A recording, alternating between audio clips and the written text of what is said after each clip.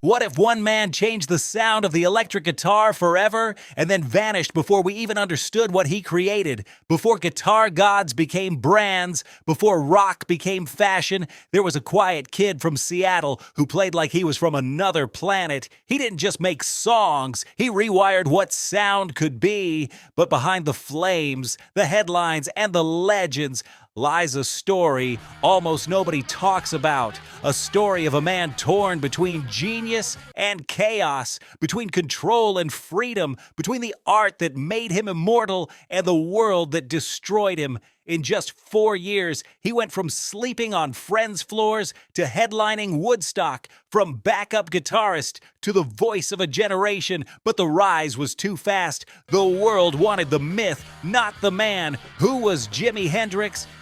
When the stage lights went out, in the final months of his life, Hendrix built his own studio, a sonic temple, where he planned to reinvent everything again. But before he could finish his masterpiece, it all came crashing down. Mistrust, exhaustion, and one night in London that changed everything. The world remembers the fire, but few remember the man before the legend and the message he left behind. This is not just a story about rock music. It's about the cost of genius, the sound of rebellion, and the man who became the music itself. Before the flames, there was a boy with a broken guitar in Seattle, and that's where our story begins.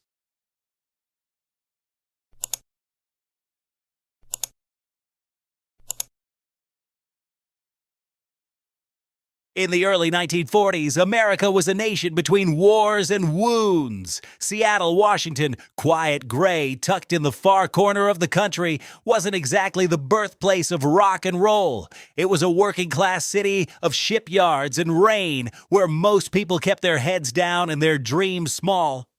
But in a modest home on November 27, 1942, a baby was born who would one day make the world listen differently. His name was Johnny Allen Hendrix. Though the world would come to know him as Jimmy, the radio back then sounded clean and polished. Big bands, crooners, and smooth harmonies. Music was something you danced to at family gatherings, not something that could tear your soul open. But behind closed doors, another sound was brewing. The raw blues of the South, gospel from church basements, and the first faint crackle of rhythm and rebellion. Quick reality check. Meanwhile, across town, kids who looked like Jimmy were rarely given instruments, let alone chances. His parents, Al and Lucille, struggled with poverty, separation, and instability. They fought to stay afloat in a post-war America that had little patience for broken families of color. For young Jimmy, the world was unpredictable, and music became the one thing that made sense. He didn't start with much. His first guitar was a broom, strummed like a 6-string daydream. Later, he found a 1-string ukulele in the trash and began plucking along to Elvis Presley records. That sound, wild, electric, alive, sparked something. By the time he got his first real guitar, a cheap, beaten-up acoustic, he was already chasing a feeling most people never catch. Hold that sound in your head. Now add the hum of blues records by Muddy Waters and B.B. King mixed with the rhythm of rain on a Seattle rooftop. That was his classroom. He never learned from books or teachers. He learned from the air around him. He'd practice until his fingers bled, then keep going. By his teenage years, he was forming bands, the Velvetones, the Rocking Kings, trying to find a sound big enough for his imagination. He played school dances, tiny clubs, anywhere that would let him plug in. The crowd wasn't always kind, and the pay was barely gas money. But even then, people noticed something strange. When Hendrix played, time slowed down. The guitar didn't sound like an instrument anymore. It sounded like emotion itself. Here's the piece almost everyone misses. Jimmy's talent didn't make life easier. It made it harder. His home life was falling apart. He was kicked out of school. He had brushes with the law, caught twice in stolen cars, and given a choice by the judge, jail, or the Army. He chose the Army. 1961, Fort Campbell, Kentucky, Parachute Regiment. For the first time, Hendrix was far from Seattle, surrounded by noise, pressure, and expectation. He jumped out of planes by day and played guitar by night. That's where he met Billy Cox, another young musician who saw something burning in him. Together, they formed a small bass band, the King Casuals. But fate has a habit of moving fast. When you're not ready, a parachute jump went wrong. Hendrix was injured and discharged. Once again, he was back to zero, broke, free, and restless. Quick reality check. While the rest of America was dancing to surf rock and teen pop, Jimmy was sleeping on couches, guitar in hand, searching for stages that would take him. He played backup for anyone who'd hire him, the Isley Brothers, Little Richard, Curtis Knight, always the sideman, never the star. But each night, each show, each mistake, it was all building something invisible. Hold that thought. Imagine being on stage behind Little Richard, the king of flamboyance, and realizing you might actually outshine him. That's the kind of energy Hendrix was bottling up. In those years, he learned not just how to play, but how to listen to the crowd, to the band, to silence. He began experimenting with distortion, volume, and feedback, things most musicians avoided. To Jimmy, they were textures, colors, emotion. By 1965, he was in New York City, scraping by in the Greenwich Village scene. The clubs were small, the money smaller. But something was happening.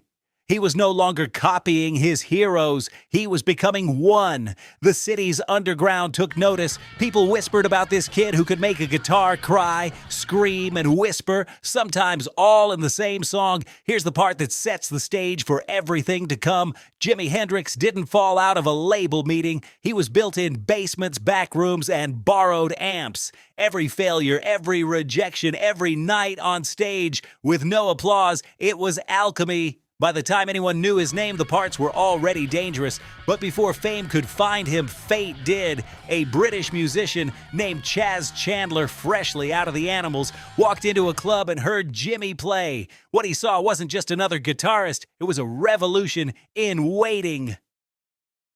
Chandler made him an offer, leave everything, fly to London, and start over. And just like that, the boy from Seattle packed his guitar, said goodbye to New York, and crossed the Atlantic. Because sometimes the only way to change the world is to leave it.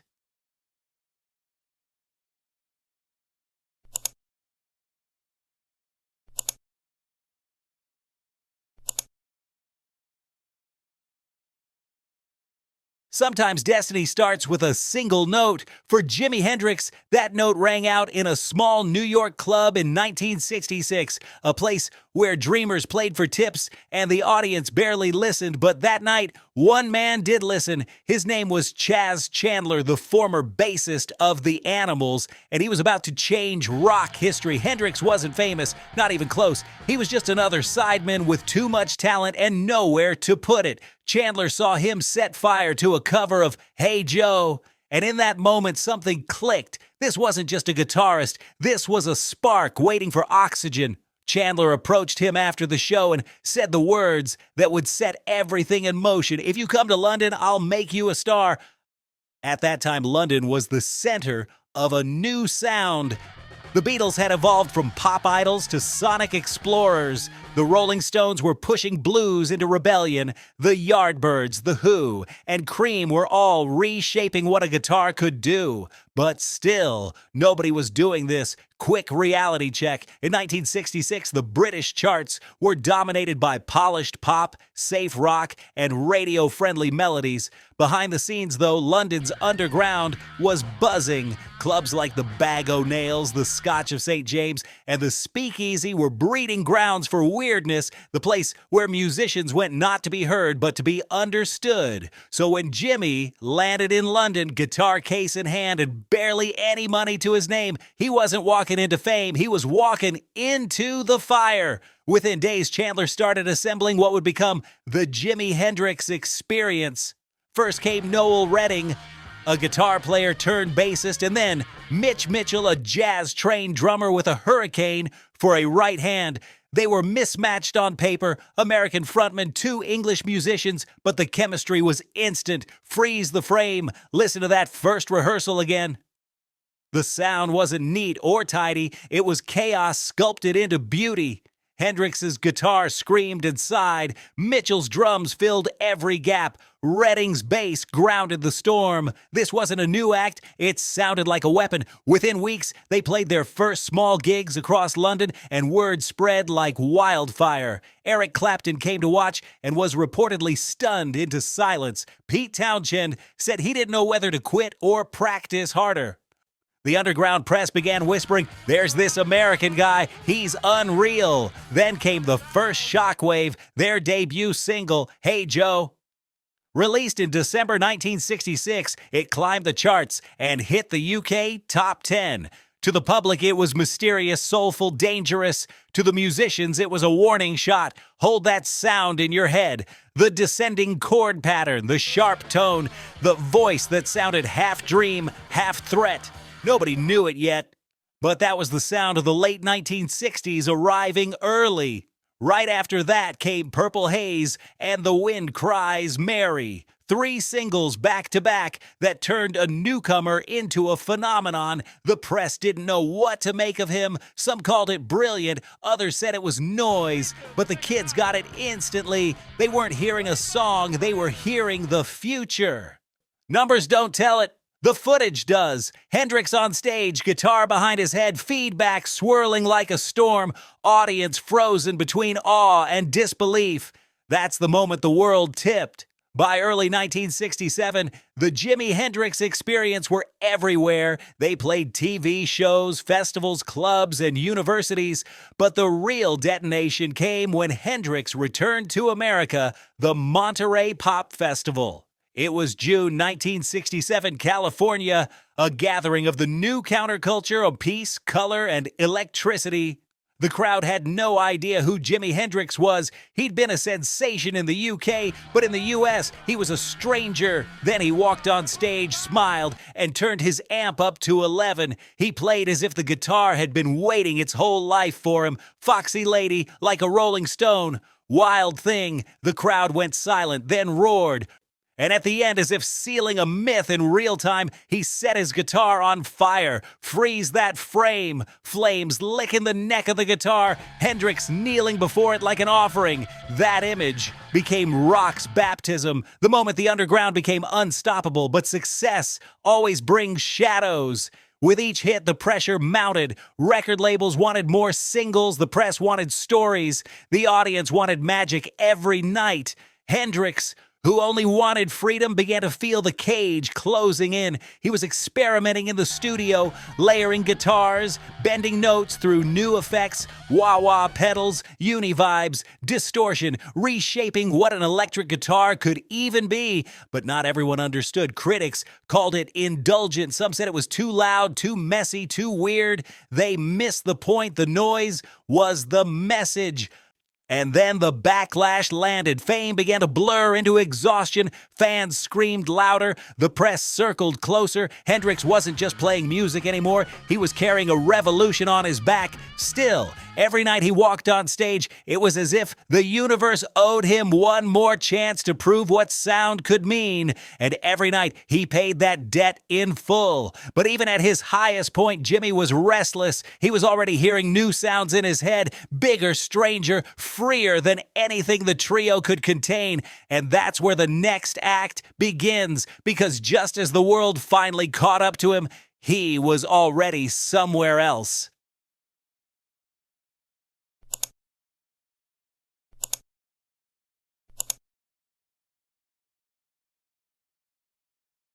By 1968, Jimi Hendrix wasn't just a guitarist, he was an entire movement wrapped in velvet jackets and electric sound. The kid from Seattle who once played a broom was now shaping the sound of the world. His rise had been meteoric, but this was the part of the story where the myth, the controversy, and the craft fused into something larger than life. When Axis, Bold as Love dropped, fans thought they had Hendrix figured out, loud, colorful, otherworldly, but the album revealed something deeper. Little Wing, just over 2 minutes long, sounded like it was whispered through clouds. Hendrix had learned how to use the studio not as a room, but as an instrument itself. Every delay, every reverb tail felt intentional, painting emotion in stereo. He wasn't chasing rock and roll anymore, he was sculpting sound. Quick reality check. Meanwhile, across town, rock bands were still trying to outplay each other on stage, but Hendrix was living inside the studio, testing mics, spinning knobs, layering tracks until they became emotional landscapes. When Electric Ladyland arrived in 1968, it wasn't just another record, it was an event. Critics didn't know what to call it. Was it blues, psychedelia, funk? The answer was all of it and something else entirely. Songs like Voodoo Child, Slight Return hit like thunder, raw, cosmic, unapologetically loud. And then there was All Along the Watchtower, a cover that somehow became definitive.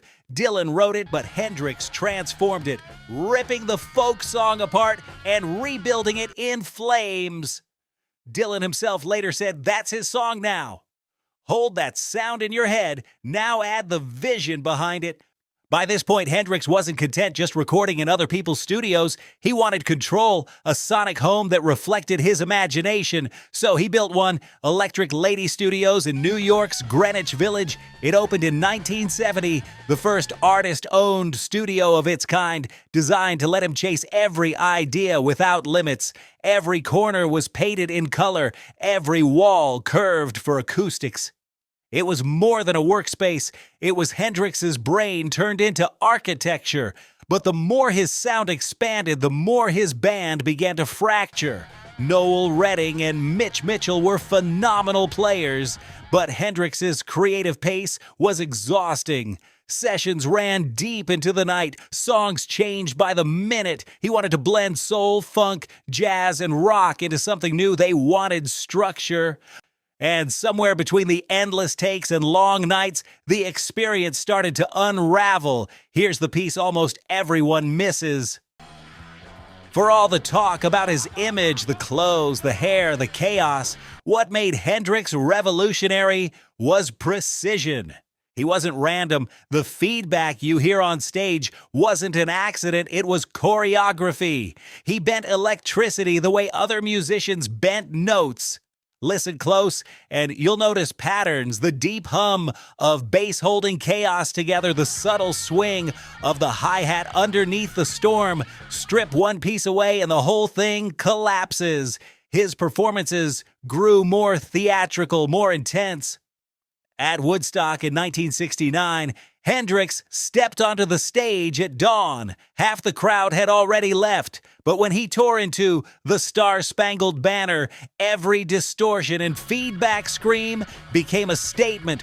War, protest, pride, and pain all at once. No words, just electricity. It was the sound of a nation in tension, and it cemented his place as more than a musician. He was now a symbol. And that's why copycats never quite felt right. They could imitate the solos, even the fashion, but they couldn't touch the intent. Hendrix's playing wasn't just technical, it was emotional architecture. Every bend and note was a reflection of restlessness, of reaching for something he could never quite hold. As the 1970s loomed, that restlessness only deepened. Hendrix wanted new horizons. He formed Band of Gypsys with Billy Cox and Buddy Miles, a raw, funk-infused direction that promised evolution but hinted at exhaustion.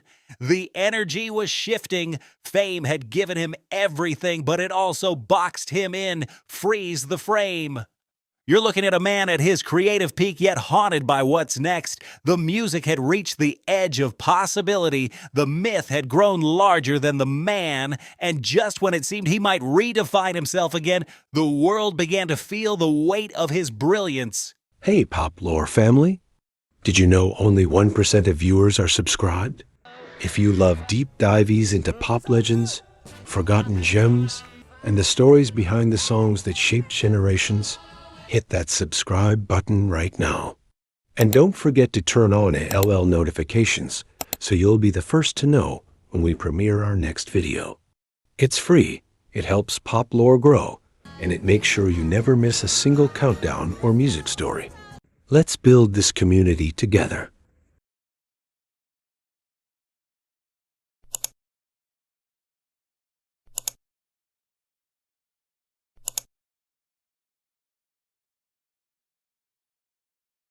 By 1969, Jimi Hendrix was exhausted. The crowds were still screaming, the records were still selling, but inside, the fire that once drove him was burning unevenly, too bright in some moments, barely flickering in others.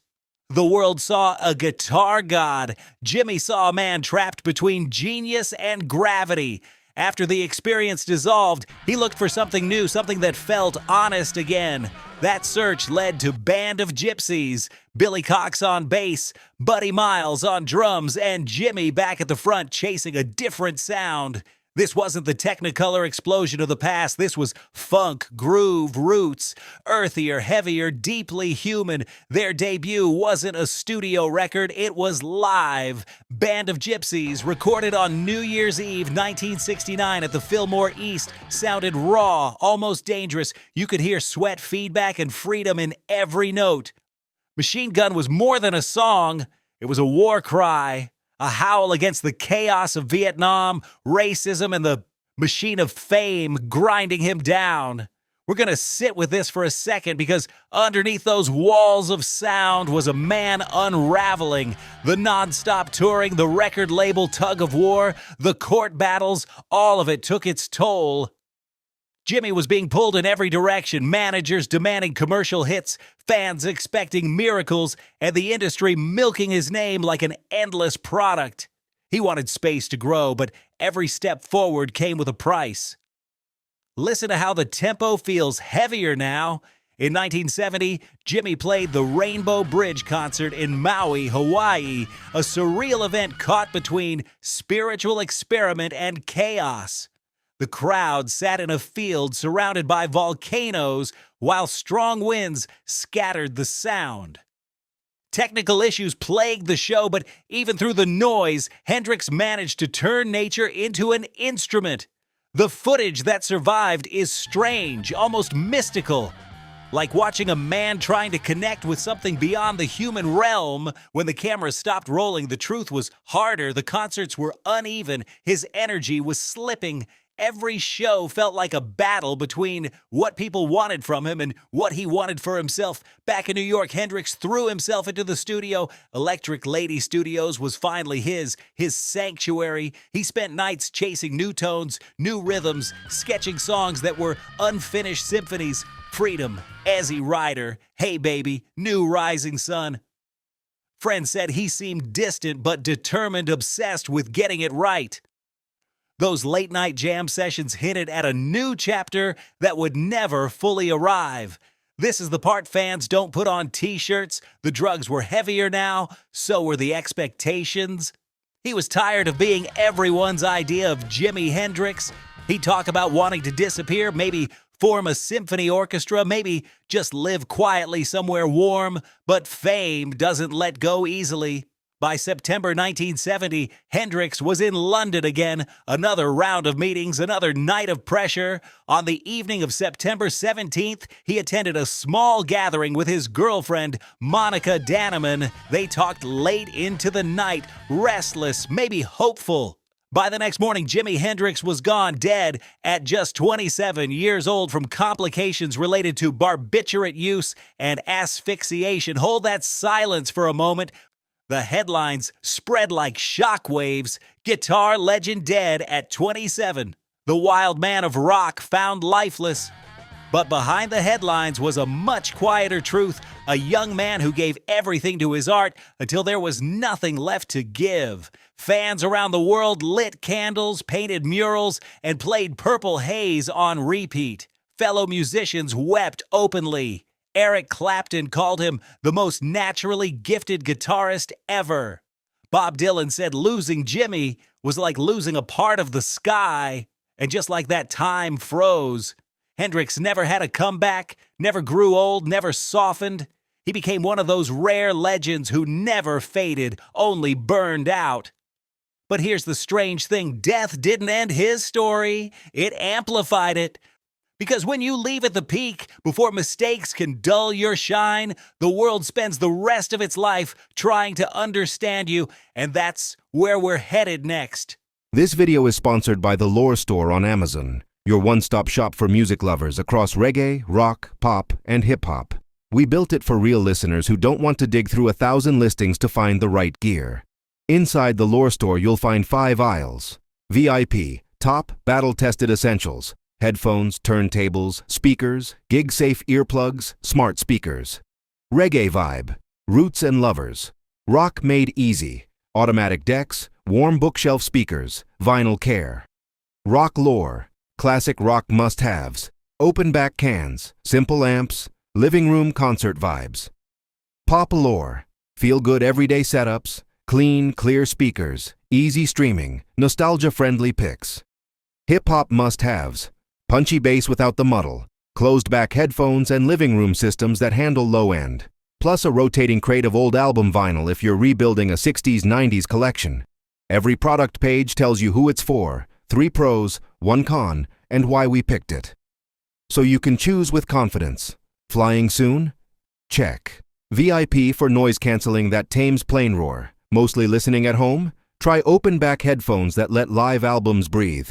Want instant gratification vinyl? Our fully automatic turntable is 1 button from silence to music, and the record cleaning kit knocks down crackle so the bass tightens up. Headed to shows? Grab high-fidelity earplugs, hands-free at home. Our smart speaker picks let you say, play 70s reggae or classic pop, and you're there. Deal alert! If you use the link in the description, you'll land on our curated picks with current best available Amazon pricing and active discounts where applicable. Prices change, so buy now to lock in today's deal. Tap the link in the description, pick your aisle, grab a favorite, and tell me which category you want me to build next. The Lore Store. Listen better, with gear that gets out of the way and lets the music live.